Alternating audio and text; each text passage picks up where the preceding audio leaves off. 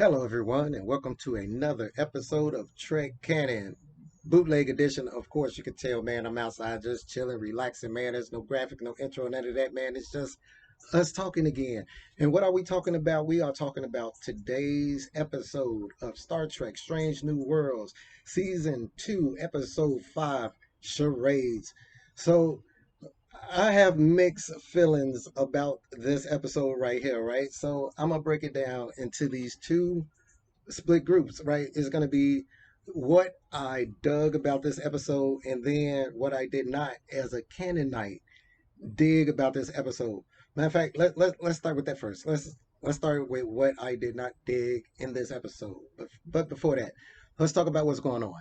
So basically, man, they got some time to spare. When I'm talking about they, I'm talking about the Enterprise. So we get into Captain Pike doing his cooking, and all of this is done from the viewpoint of Spock and is narrated by Spock. And it's one of those episodes that remind me of something like Data's Day in Star Trek The Next Generation.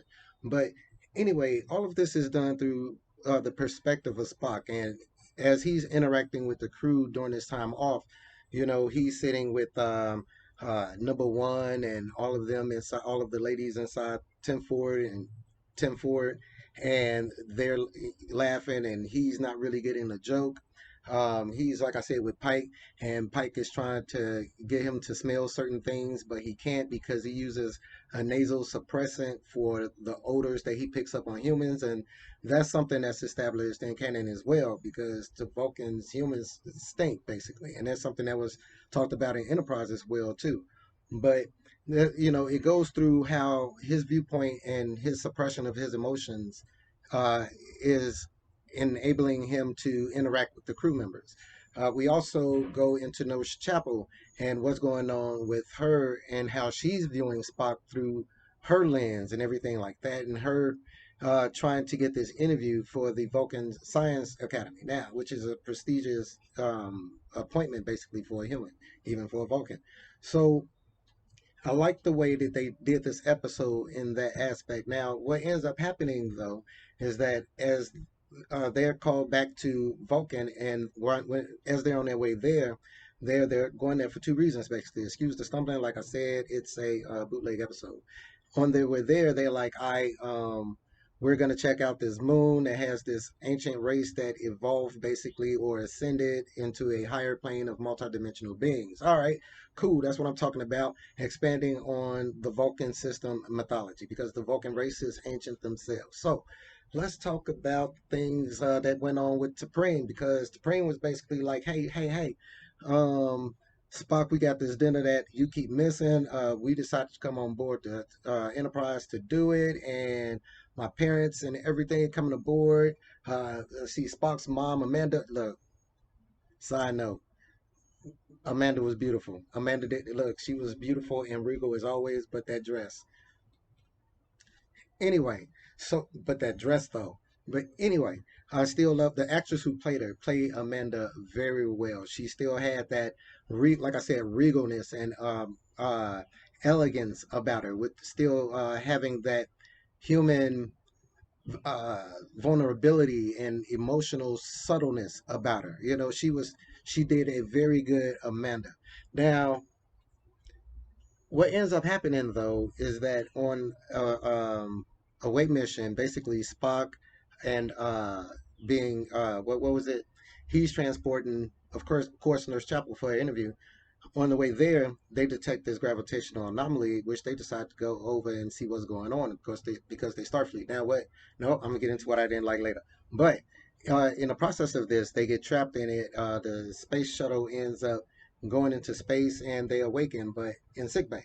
What's going on though is that Nurse Chapel is fine, but Spock, he is now fully human. So all the shenanigans of this episode begin, as now his perspective is now seen from how he's dealing with his emotions and being a human and having to go through this ceremony and still do his duties and function successfully aboard ship. Whew. Now, let's start with some of the things that I did not like. Since I just talked about the shuttle, I'm gonna bounce back over. I'm gonna bounce over it. Look, I understand that we have to represent the shuttlecraft and everything in a nice technological way, but the shuttlecraft that the Enterprise had, if you remember things like the shuttlecraft, like the Galileo, for instance, they were roomy inside, but they wasn't that roomy. That shuttlecraft on the inside of that shuttlecraft was bigger than a runabout from Deep Space Nine or something like that. That was a huge interior space for a shuttlecraft.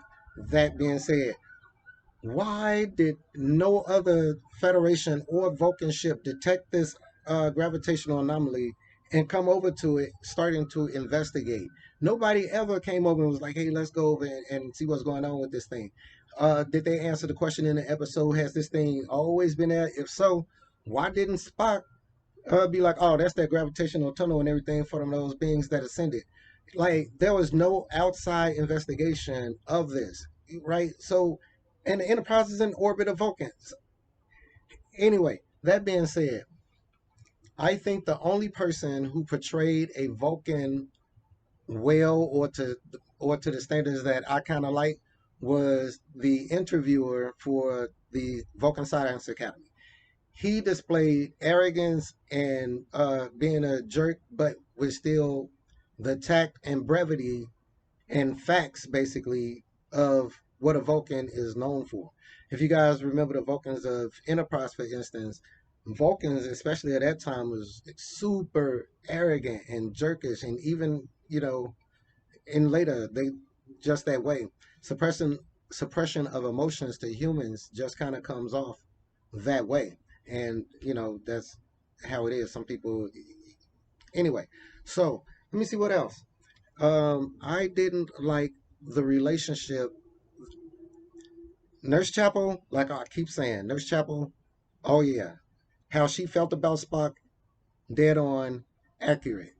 Her portrayal of Nurse Chapel, awesome. I like the way they are expanding upon Nurse Chapel because every time I see the episode What Are Little Girls Made Of, it's another glimpse into what the original Nurse Chapel played by Rachel Barrett was like. It showed a lot of her strength and inner strength when it came to helping out others above herself. All right, and we'll get into that part of what I liked about it later.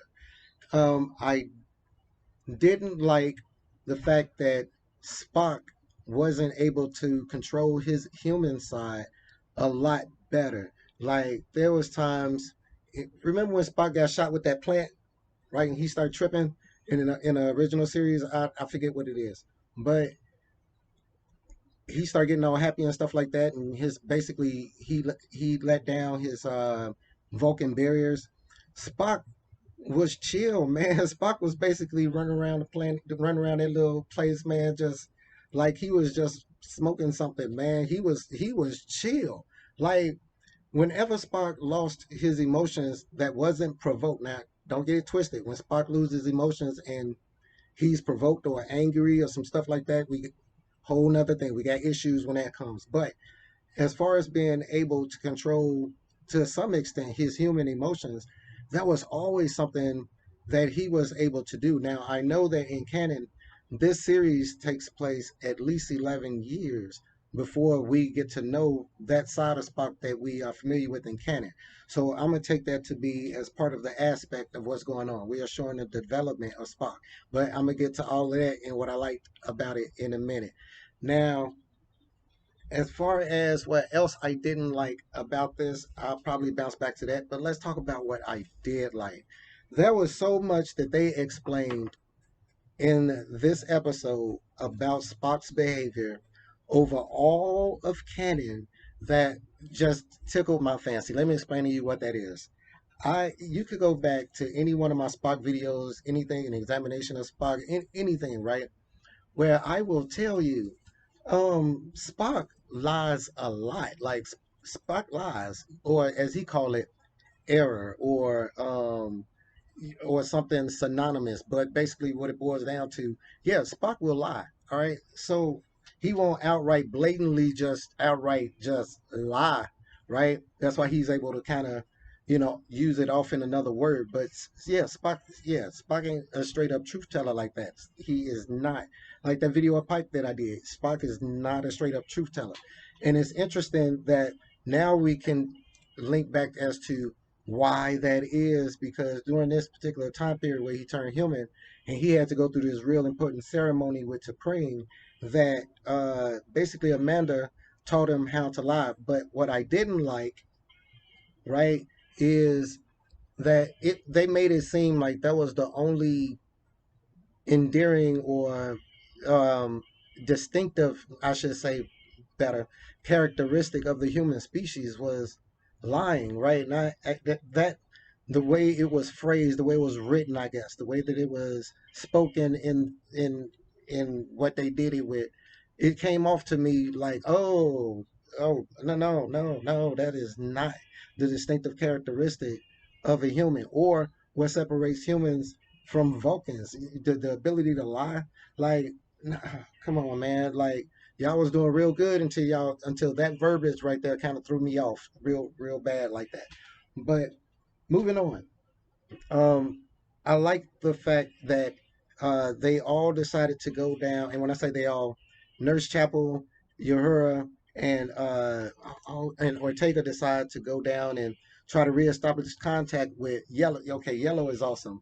Yellow, Yellow is the species that basically came over and was like, "Hey, we repaired everything. We put everything back. What was it? Restitution or redemption?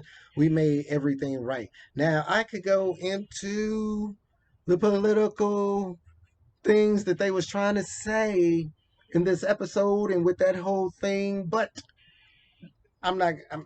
I swear to God, I'm not. So but anyway, thank y'all for writing that in there. By the way, Trek people. So and basically they was like, hey man, we got this was the instructions we had. They was a little mixed up, man. So the only other thing was this, and we made this part of him look like all of this. And when I say this, that's Nurse Chapel. And so there you go. And basically there's no reason to contact us no more. Be cool. So I like though that they decided to go down there and reestablish contact with Yellow or their species to basically get Spock fixed. However, what I didn't like is you can't establish Uhura as being somebody who's like, hey, listen, I know that you're in a bind right now. It's basically what she was trying to tell Lieutenant Soon. Hey, I know you're in a bind right now, but you're trying to break the rules. That's not what we do. We got to find a legal way to do this. But later, next episode or next after episode, you got her commandeering a space shuttle with two other people to go meet a species that and ain't nobody stopped them. Ain't nobody been like, hey, yeah, ain't that illegal? Did they get captain's permission to do this? Because even Spock didn't even know that they had did this. But so don't establish the core of a character, like you heard being like, hey, I'm Starfleet, I follow the rules and regulations, and then be like, nah man, let's go down here now and do it because today is cool and that's what we need to do because I need to help you talk to Blue and Yellow, who by the way, Blue is cool too. Blue is another one of the extra dimensional beings. I love the extra dimensional world space that they existed in once the shuttle. First of all, I love that whole little shot of the shuttle coming over the cliffs, man, going towards the gravitational field, going through the funnel.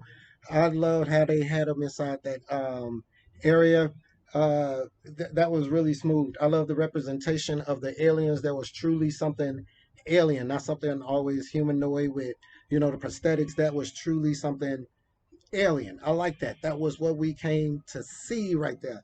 I love the interaction between extra dimensional beings and y'all life forms sitting up here trying to talk to y'all and they trying to explain to y'all already, hey, we fixed it. Why is y'all even here talking? We got extra dimensional things to do, man. You bothering us about this. But I also like the fact that they they like, look, man, if Spock is your friend, man, you passed this waiting period, the deadline, basically, we straight. And she's like, hey, listen, they mean more to me than just friends. Friends mean more to us than just that. I basically, I like the way she made him turn around, like, still kept the humor in that emotional moment. And even though they still was like, Ortega and you heard they're still looking over their shoulders, looking at her because they were surprised, right?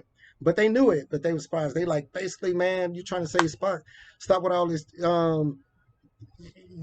footing around and go ahead and tell the species what's up.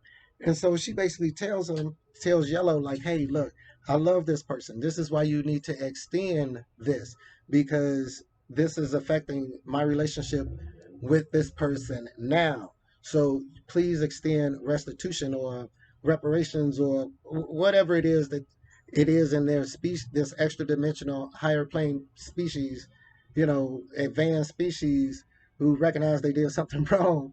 I said I wasn't gonna do it, didn't I? I said I wasn't gonna do it. Anyway, so they end up, man, giving her the help she needs. Man, she goes and injects it into Spock. Spock has this whole thing where he's getting pissed off. Oh, I love how he had to excuse himself to go to the restroom, man, and go out there and start kicking stuff and scream and all that stuff. But look, can we just talk about how that dude Vulcan, right? T'Pring's father, how he was all for Archer's food and everything, but he was kind of a cuck. I'm a say it. He was a cuck on that. I'm sorry to use that language, but that's all I can say, man. She obviously, she wore the pants in that relationship. And when I say that, T'Prong, whatever her name is, T'Prang's mother, look, Spock had tremendous temperament control when it came to that whole she talking bad about him thing. But look, I like this episode. It was funny. I liked the intimacy shared between the crew. I like how everybody got to lay their hair back, but it still had some drama. It still had some tension. It still had the introduction of a new species. It still expanded on lore. It still explained in canon, why one of the most famous and iconic characters does what he do. Now it's not a conundrum. We can put it in canon now. Oh yes, Spock was taught to lie by his mom. One of the defining traits of the human species. Oh my God. Anyway, so thank you guys for watching. What did you guys think of this episode? Let me know what you guys thought in the comment. Oh, do I sound okay? Anyway, thank you guys for watching, man. Please subscribe to the channel if you haven't. And as always, peace, recycle, and say the wells. You guys be cool.